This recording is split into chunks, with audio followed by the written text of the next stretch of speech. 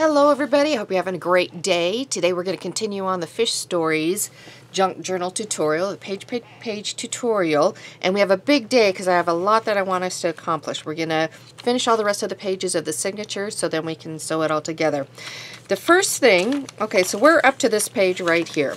We've got these all done and completed, and now we're going to start the vellum page. The vellum page is in your kit. If you did get the kit, you'll want to print out the vellum page as well as page 3. We're going to be using these today.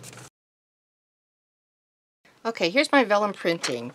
You might have a printer that's going to print it all the way to the edge. That's great. Or you might have a printer that you find that you have the little white edging around it. That's great too. None of them are a bad way. Printers have their own minds, I'm telling you.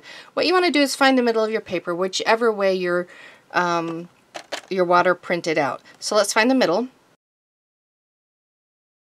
To change my blade, it's dragging a little bit. If you have the white edges, go ahead and cut along your white edge. Basically, in the end, your paper needs to be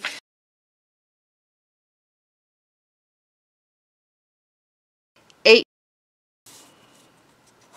by 5 1/4. So something in that range. In your book, this is how it's going to fill. You want it to kind of have the same page size as the other ones. If it's a little bit different, it's no big deal. It just will add to the character of your book. So don't stress out over your page. What you can do also is take your page and kind of cut along the edges like this to create a little wavy look. I did that on one of my pages and I didn't on the other one. So it is whatever you want to do. So here you go. We have that page. We can add on in. The next thing we're going to do is the coffee dye page. I'm going to do a quick tutorial for us so we can see how to do that if you've never done it before. So let's do that and then we'll add that in. So for making my paper, I will put the water in my measuring cup, and I'll put, this one particular one has 1/4 cup of hot water, and then I put 1 teaspoon of instant coffee in it and mixed it up for it to dissolve. You can adjust the amount of water or the amount of coffee, and it's going to change how dark or how light your paper is.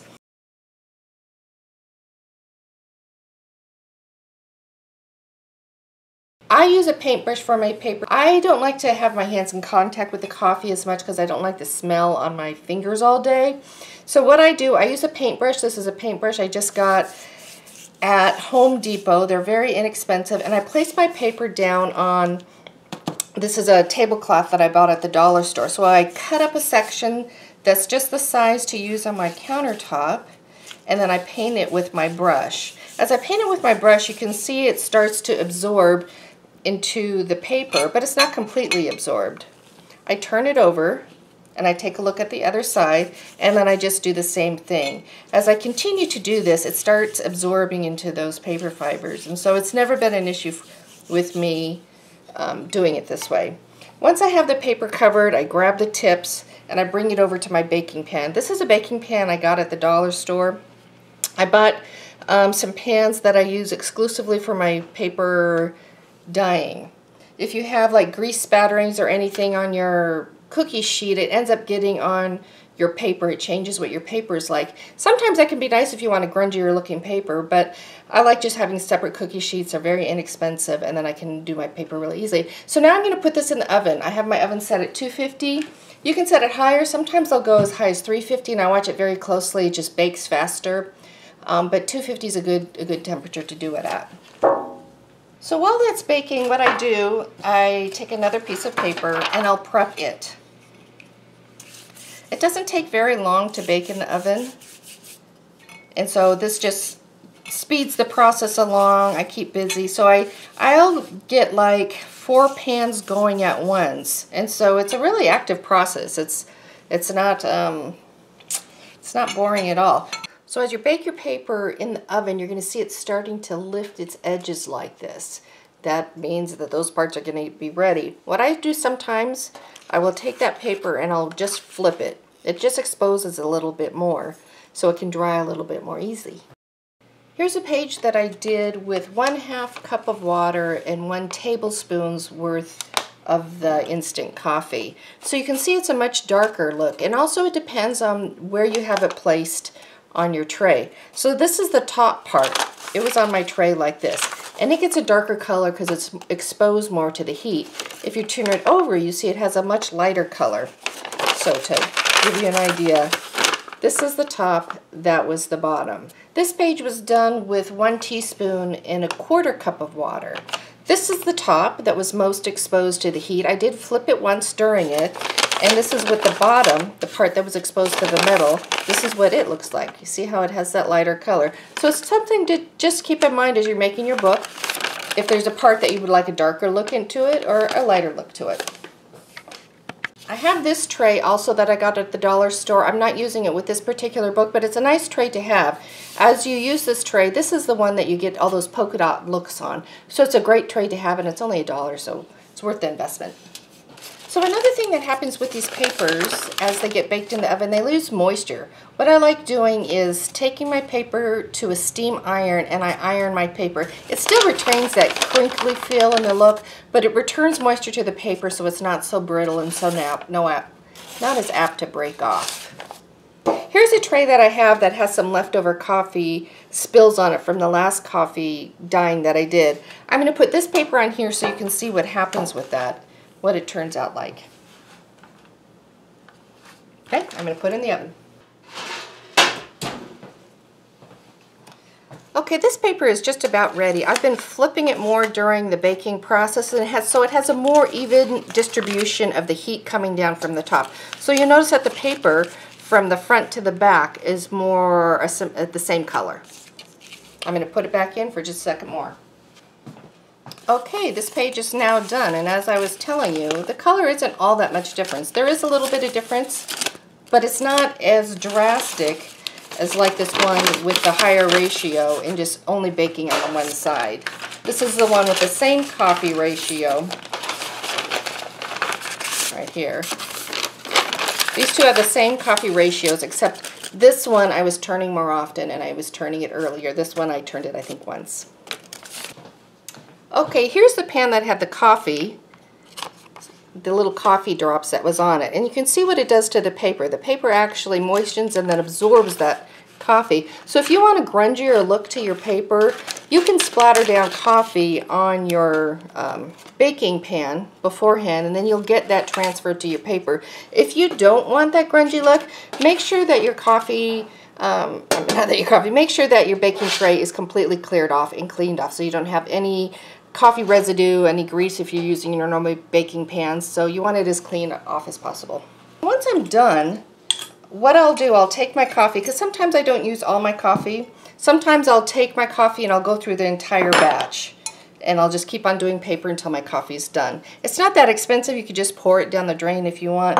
But sometimes what I do, I get a little mason jar, a little coffee, some kind of a vial, glass jar, and I pour it into it. And you can add a touch of alcohol if you're not going to get it to it right away, so it kind of wards off any pathogens that might grow in it.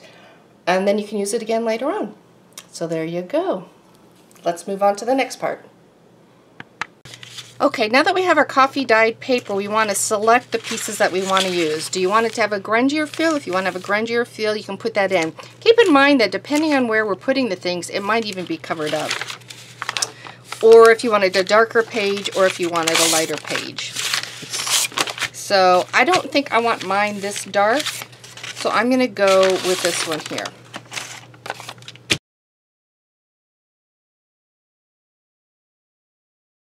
So I'm going to take it and once again cut it in the middle. Now that I have these pages, I'm going to fold them in half. It's at this point, if you want your edges distressed at all with this distress ink, you can go ahead and do that. So I've got those done and folded, and so they're ready to put in the book. Okay, so now let's take our paper, put it in with the others, and keep building it up. So I've got that page there. This we're going to add later on. Turn the page, we have another piece of vellum. I'm going to put my next piece of vellum in. Turn the page, and you're going to see that we have one more coffee dyed paper. So I'm going to put that in. And that brings us to the center. So let's go ahead and take those, I'm going to put a clip on this. Let's go ahead and take those printouts that we did earlier. This is the page 3, so you want to go ahead and cut those out. Okay, now that you have your fish cut out, there's a few more things I want you to cut out. I want you to cut out 2 vellum strips. I want them to be both 2 inches wide, but I want one 6.5 inches long and one 8 inches long. I also want you to cut out 2 pieces of book pages, something that has as much as possible continuous words down the page. Cut each of these at 3/4 inches. Don't worry about the length, because what we're going to do, it's going to go on the edge of the books, and I'm going to have you just kind of measure it and bend it so that you get it the size of your book. Take your distress ink once again and just kind of give it that vintage look. Fold them in half.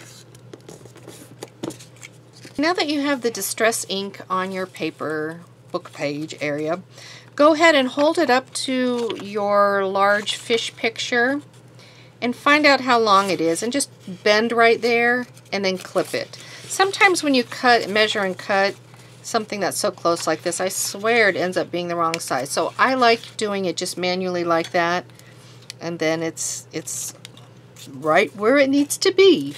So there we go. We have the right sizes that are going to go on the end. Okay, we're about to put the water on the page like this and create these pockets. Before we do that, we want to create the effect of rocks being underneath the current, because you see that shading right there? What that is ink that's been placed on the fish paper. So the large fish paper, this large fish, turn it over, and at the bottom there, I want you to place, on the bottom on the back, I want you to go along the bottom and put these little smudge marks. Just kind of put it there in an area that would be below where the next picture goes. So on the next picture frame, you're actually going to be seeing the vellum put on, and in the picture it's white. Okay, it's because I made a mistake and I'm coming back to correct it. I need to have that rock mark on prior to us putting the vellum on. Okay, this is what we're doing now. We're making this piece. So have your fish the right side up, find out where your bottom is, turn it over, and that's where your water is going to go. Okay, take your page also and fold it in half so you can find the middle of your page. Do that both to your vellum and to your fish page. So I have it folded and I found my center, and it matches up to the edges of the large fish piece. So you want to take your glue and along the ends place just a small beading. It doesn't need a lot, but it's going to secure it. So find the middle of your page, place it in the crease, make sure the bottom of the edge is flush, and then push it down. So you can see here that there's the little glue marks. That's what these little edge pieces are now for. We're going to be covering those up with this. The main thing to watch out for is that we don't want to cover up the nose of this little victory fish too much. So as you put it on there, if you need to pull it out a tad bit, that's okay. Go ahead and do that. So let's go ahead and glue that up. Cover the edges nicely with your glue.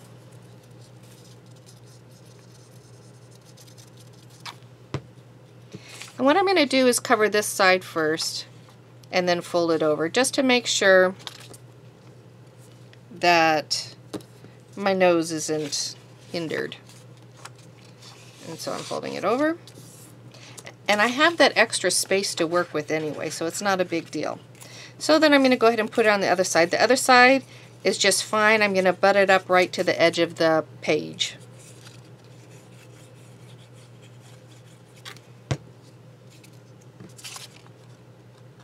Like that.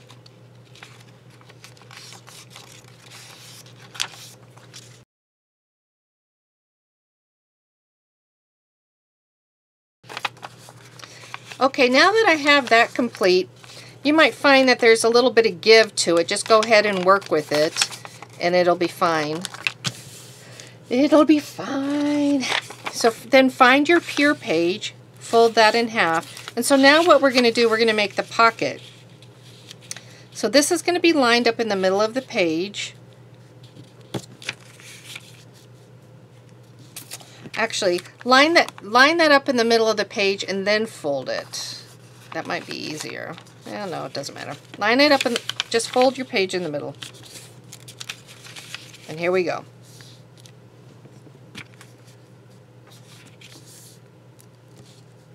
When you fold your page in the middle, you're going to find that one side has a little bit more than the other side. Because we made an allowance for this right here, it's going to look just potentially a little bit different. So what I'm going to do is hold it in place. I'm going to fold my page, I'm going to push it down into the spine area, and I'm going to put this in so I can make sure I'm gluing it to the right place, because they tend to move around a bit. So I'm making the pocket, so what I want to do is go up on this side and then go up on this side. So that's closing off those two areas, and I'm going to gently push that down. So I want to make sure that I don't have too tight of a pocket, so take a piece of scrap paper and kind of tuck it in there to give it a little bit of give, a placeholder if you will, so that when you go to tuck something in, it's not so tight that you have to really fight to push it in and out. Okay, make sure your glue's nice and secure, and then move on to the other side. I'm gonna move, I don't need to move that, it's all glued, but still I'm gonna still, just in case. So glue down that side, and do the same thing. Go ahead and push it closed. Make sure your top's lined up. Just kind of work with your page. If it does go a little bit over the top, it's no big deal. We can cut it off. Just snip off just a tad bit. Keep an eye on your glue, like I had a little bit of glue seepage going down there. And move this paper over to here so that you have a spot, a placeholder. There you go. Okay, so let's take a look and see what we've got. We've got our cover, which we'll be decorating later. We have our first page, which is made out of the green painter's paper.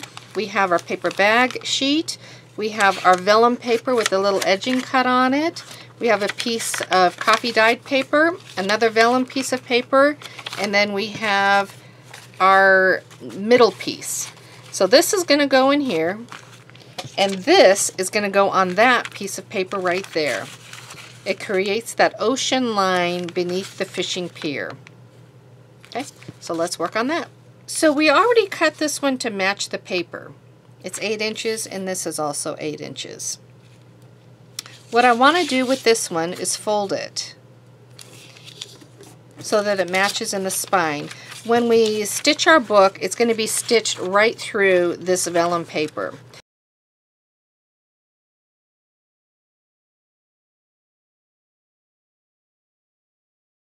So in the meantime, what I want to do is put a space holder there just to kind of hold it in place. And I'm going to use 2 paper clips, one on each side. When we actually do the book after we have it all bound up, we're going to be putting fish in there. But right now I just want to hold it in place and then get to that on the second part. So we have that folded, we have that ready to go. We're going to place it inside the book. And then we have our middle pier piece.